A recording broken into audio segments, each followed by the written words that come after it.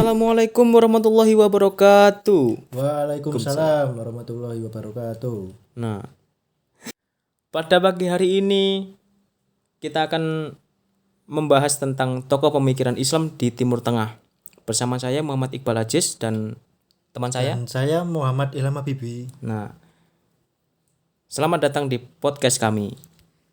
Nah, pada pagi hari ini kita akan membahas tentang tokoh pemikir Islam yaitu Hasan Ahmad Abdul Rahman Muhammad Al-Banna atau yang kita sering dengar itu Hasan Al-Banna, Mas Habibi. Nah, saya kasih gambaran dulu ya. Hasan Al-Banna ini itu lahir pada tanggal 14 Oktober 1906 dan dia lahir di Mahmudiyah, Buhairah di Mesir, dan dia meninggal pada tanggal 12 Februari 1949. Nah, saat itu dia berumur 42 tahun dan meninggalnya itu di Kairo, Mesir. Nah, kebangsaannya sendiri itu bisa dilihat kan, Mesir. Nah, serta beliau ini adalah pendiri dari Ikhwanul Muslimin.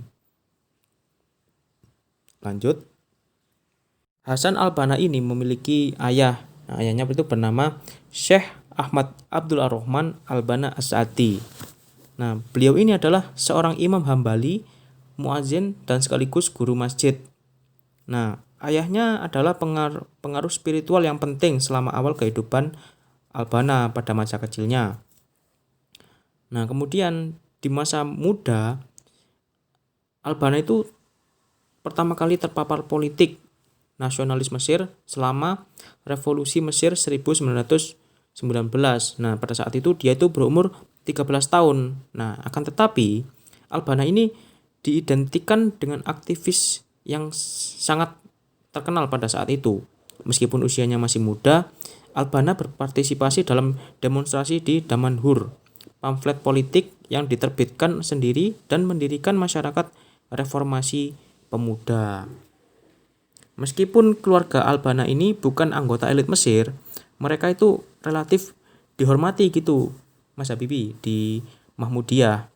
Nah, sedangkan ayahnya itu adalah seorang imam terkemuka dan keluarganya memiliki beberapa properti. Namun, selama krisis ekonomi tahun 1920-an, keluarganya ini mengalami kesulitan ekonomi. Dalam memelihara harta itu juga kesulitan dan pindah ke Kairo pada tahun 1924, Mas Habibi. Oh iya begitu. Seperti yang kita ketahui, Mas Habibi, bahwa Hasan Al-Banna ini itu mendirikan suatu organisasi, yaitu organisasi Islam yang bernama Ikhwanul Muslimin. Kalau menurut Mas Habibi itu apa Ikhwanul Muslimin itu dan bagaimana nanti bisa berkembang menjadi luas gitu di kalangan Mesir? Nah, jadi gini Mas Iqbal. Pada awalnya itu Ikhwanul Muslimin hanyalah salah satu dari sekian banyak asosiasi Islam kecil yang ada pada saat itu. Nah, mirip dengan organisasi tempat di Al-Banna itu sendiri, bergabung di usia muda, bahwa organisasi ini bertujuan untuk mempromosikan kesalehan pribadi dan terlibat dalam kegiatan amal murni. Nah, pada tahun 1930-an, Ikhwanul Muslimin ini telah mendirikan sebuah cabang di setiap provinsi pada kota Mesir. Oh, begitu ya. Jadi pada awal-awal pendirian dari Ikhwanul Muslimin ini itu bisa dikatakan bahwa hanya sekedar tempat berkumpul dari para orang Islam di Mesir gitu untuk berkumpul dan mungkin mengaji bareng atau bersosialisasi bareng atau kayak bersilaturahmi gitu di suatu tempat, yaitu di markas di Mesir ya. Ya, begitu Mas Iqbal. Oh ya. Terus kemudian apakah yang dilakukan oleh organisasi Ikhwanul Muslimin ini ke depannya gitu, Mas? Nah, jadi dalam satu dekade kemudian ini organisasi tersebut memiliki 500.000 anggota aktif dan simpatisan sebanyak itu di Mesir saja. Nah, daya tariknya ini tidak hanya terbatas di Mesir, popularitasnya itu meningkat di beberapa negara lain. Pertumbuhan dalam organisasi ini tuh terutama terlihat setelah Al-Banna memindahkan markas mereka ke Kairo pada tahun 1932. Jadi faktor terpenting yang berkontribusi terhadap perluasan dramatis ini adalah kepemimpinan organisasi dan ideologis yang diberikan oleh Al-Banna. Jadi seperti itu.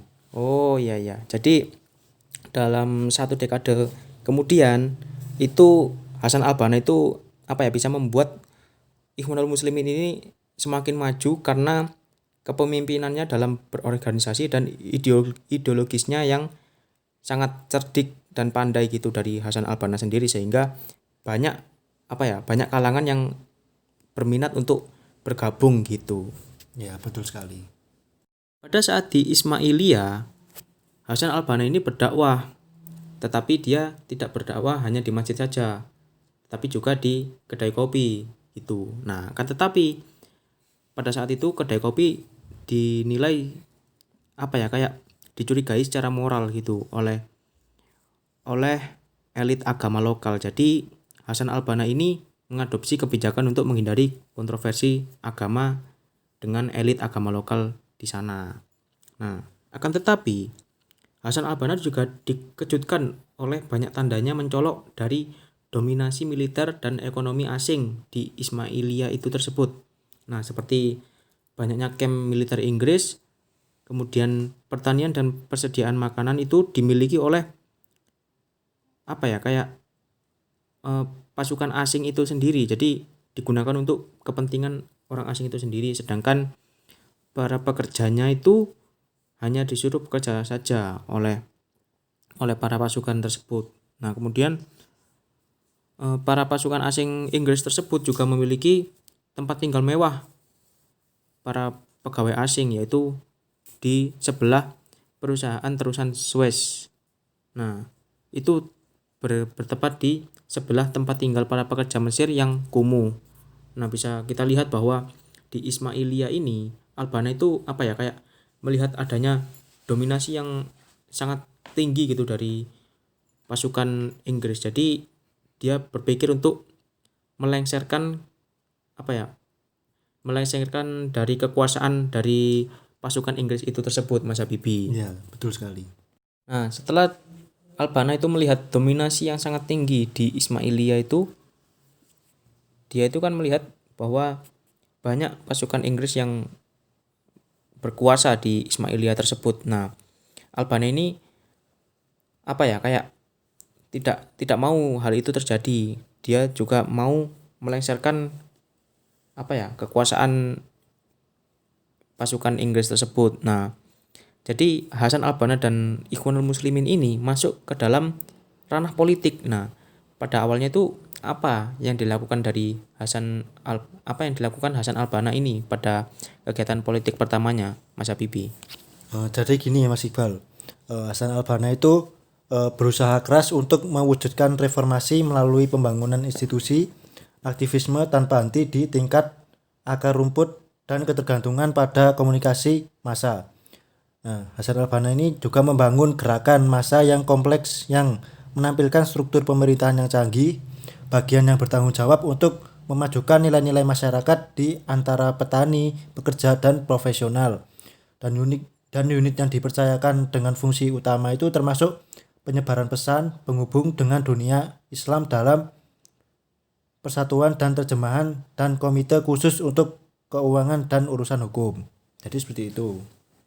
Oh, jadi Al-Banna ini kan sudah memiliki kayak ruang massa yang sangat besar gitu. Nah, kemudian Hasan Al-Banna ini memanfaatkan hal tersebut untuk komunikasi massa kepada para petani, pekerja, dan lainnya untuk mengangkat topik tentang penggeseran pokok kayak diangkat supaya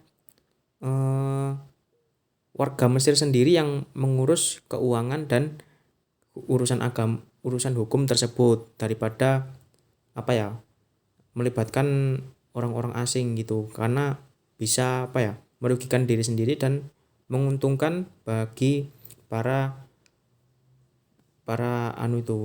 cecenguk yang asing itu, Mas, yang Inggris. Ya, Mas Iqbal. Nah, seperti yang kita ketahui Mas Habibi bahwa Hasan Al-Banna ini itu kan memiliki jaringan sosial yang sudah ada sebelumnya, khususnya yang dibangun di sekitar masjid, asosiasi kesejahteraan Islam, dan kelompok lingkungan untuk menambatkan Ikhwanul Muslimin ini ke dalam masyarakat Mesir. Jadi supaya bisa menjalin ikatan tradisional ke dalam struktur modern yang khas ini. Nah, hal itulah yang menyebabkan Hasan Al-Banna sukses untuk melengsarkan pemerintahan Inggris tersebut. Nah, secara langsung melekat pada persaudaraan tersebut. Nah, jadi warga Ikhwanul Muslimin dan masyarakat Mesir ini setelah berkumpul itu mereka bisa sangat sangat melekat gitu loh, seperti saudara sendiri, dan kemudian mendorong perkembangannya semakin pesat. Terdapat banyak bisnis, klinik, dan sekolah. Selain itu, anggota berafilisasi dengan gerakan melalui serangkaian sel yang secara terbuka disebut usar atau keluarga. Nah, serta dukungan-dukungan yang diberikan oleh Ikhwanul Muslimin kepada masyarakat Mesir itu sangat besar, seperti dukungan material, sosial, dan psikologis itu sangat besar di antara para anggota dan untuk menarik anggota baru ke Ikhwanul Muslimin. Jadi pada saat itu Ikhwanul Muslimin sangat banyak anggota barunya gitu. Nah, kemudian gerakan ini dibangun di sekitar layanan dan struktur organisasi yang dimaksudkan untuk memungkinkan individu itu berintegrasi ke dalam tatanan khas Islam yang dibentuk oleh prinsip-prinsip masyarakat itu sendiri. Dalam pesan Hasan Al-Banna ini, dia itu ingin menangani masalah-masalah yang termasuk kolonialisme, kesehatan masyarakat, kebijakan pendidikan, pengelolaan sumber daya alam, ketidaksetaraan sosial, pan-islamisme, nasionalisme, dan nasionalisme Arab. Nah, dengan menekankan keprihatinan yang menarik ini bagi masyarakat Mesir, Al-Banna itu dapat merekrut dan memasukkan beberapa anggota baru ke dalam Ikhwanul Muslimin, yaitu berbagai lapisan masyarakat Mesir, meskipun pegawai negeri, pegawai kantoran, dan profesional berpendidikan modern tetap dominan di antara para aktivis dan aktivis organisasi. Nah, Al-Banna ini juga aktif melawan penjajahan Inggris di Mesir. Kemudian, Al-Banna memperingatkan para pembacanya terhadap kepercayaan yang tersebar luas di antara banyak muslim, bahwa jihad hati lebih penting dan menuntut daripada jihad pedang. Dan dia meminta umat Islam untuk mempersiapkan jihad melawan kekuatan kolonial Inggris di Mesir. Seperti yang kita ketahui bahwa Hasan Al-Banna ini adalah seorang penulis yang produktif, Mas Habibi. Nah, Mas Habibi tahu nggak kira-kira apa yang ditulis dan berapa jumlah dari karya Hasan Al-Banna?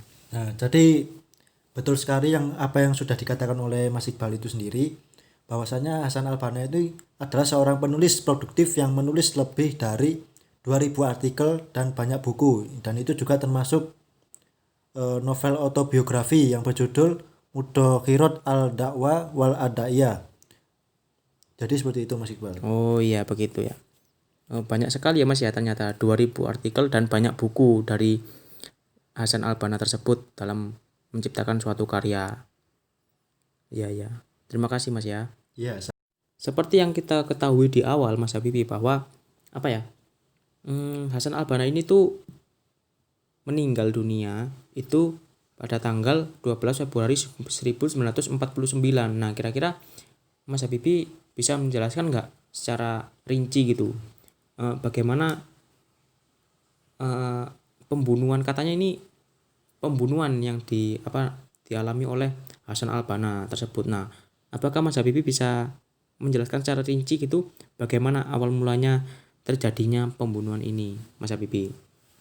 Nah, jadi gini Mas Iqbal, antara tahun 1948 dan 1949 itu tak lama setelah masyarakat mengirimkan sukarelawan untuk berperang melawan Israel dalam Perang Arab Israel pada tahun 1948 ini, konflik antara monarki dan organisasi tersebut mencapai klimaksnya. Jadi prihatin dengan peningkatan ketegasan dan popularitas pada organisasi Ikhwanul Muslimin ini di kalangan massa, serta khawatir oleh rumor bahwa Ikhwanul Muslimin ini sedang merencanakan kudeta terhadap monarki dan kabinet. Nah, Perdana Menteri Nokrasi Pasha yang pendahulunya setelah dibunuh oleh penganut Ikhwanul Muslimin ini pada penjelangan akhir Perang Dunia Kedua ini melarang bahwa organisasi tersebut pada bulan Desember 1948. Kemudian aset Ikhwan itu disita dan sejumlah anggota yang dikirim ke penjara. Dan dia pun menyusul pembunuhan Nokrasi Pasha oleh seorang mahasiswa anggota Ikhwan. Dan Al-Banna juga merilis pernyataan yang mengutuk pembunuhan tersebut dan menyatakan bahwa teror tidak dapat diterima dalam Islam. Nah, kemudian pada tanggal 12 Februari 1949 ini, Al-Banna dan saudara iparnya itu yang bernama Abdul Karim Mansur itu dijadwalkan untuk bernegosiasi dengan perwakilan pemerintah yang bernama Menteri Zaki Ali Pasha di markas Jamiat Asyuban Al-Muslimin di Kairo. Tetapi menteri tersebut itu tidak pernah tiba. Dan kemudian pada pukul 5 sore Hasan Al-Banna ini dan saudara iparnya itu telah memutuskan untuk pergi.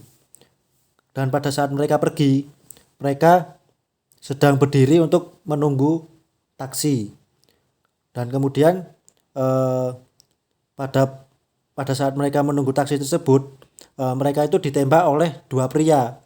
Dan akhirnya Al-Banna ini meninggal karena luka-lukanya.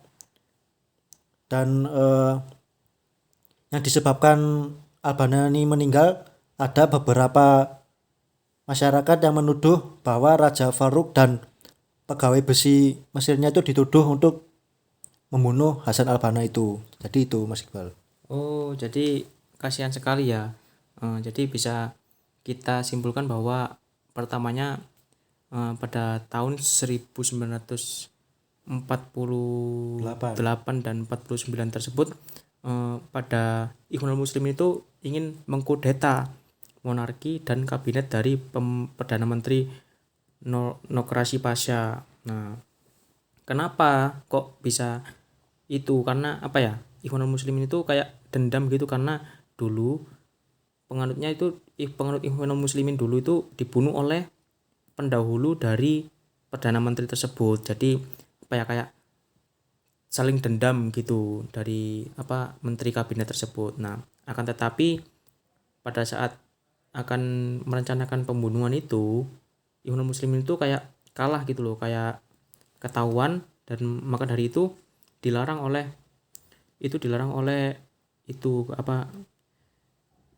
Perdana Menteri tersebut, dan aset semua Ikhwanul Muslimin itu disita dan dimasukkan ke penjara. Nah, pada saat itulah terciptanya kayak bumbu-bumbu pembunuhan dan kriminal tuh mulai agak naik di kalangan Perdana Menteri tersebut dan di kalangan Ikhwanul Muslimin yang diperintah oleh Hasan Al-Banna. Jadi bisa kita simpulkan bahwa